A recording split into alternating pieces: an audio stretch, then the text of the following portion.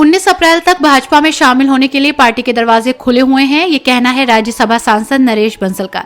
सोमवार को पत्रकारों से बात करते हुए बंसल ने भारत सिंह रावत के बीजेपी में शामिल होने के सवाल का जवाब देते हुए कहा कि गुण दोष के आधार पर 19 अप्रैल तक सभी के लिए दरवाजे खुले हैं।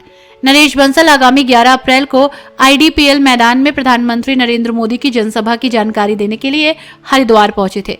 पत्रकारों से बात करते हुए उन्होंने बताया कि इसमें 3 लोकसभा की 23 विधानसभाओं को कवर करने की कोशिश की जाएगी।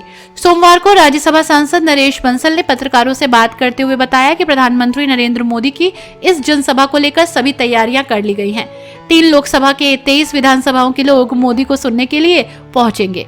दिनेश अग्रवाल के बीजेपी में शामिल होने और हरक सिंह रावत के पार्टी में आने की चर्चाओं पर जवाब देते हुए नरेश बंसल ने कहा कि भाजपा में शामिल होने के लिए गुण दोष के आधार पर 19 अप्रैल तक सभी के लिए दरवाजे खुले हैं। के लिए सब आना चाहते हैं। गुण दोष के आधार पर पार्टी का कहना है कि हम सबको साथ लेकर चलेंगे।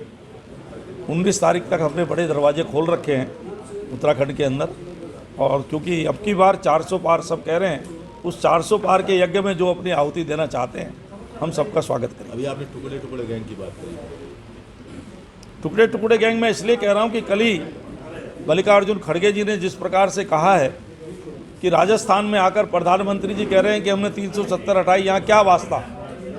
तो ये टुकड़े टुकड़े गैंग की मानसिकता है कि उनको राजस्थान और कश्मीर अलग अलग लगता है। उन्होंने कश्मीर को इतने वर्षों तक अलग अलग करके रखा है। हम कश्मीर से कन्याकुमारी तक, आसाम से कच्छ तक भारत को एक मानते हैं। राहुल गांधी ने 2 यात्राएं करी, बाद में न्याय यात्रा भी करी उन्होंने। कितना फर्क पड़ेगा भाजपा को उससे?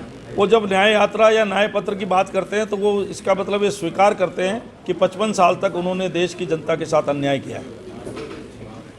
अब उत्तराखंड की खबरें आपको मिलेंगी व्हाट्सएप पर भी।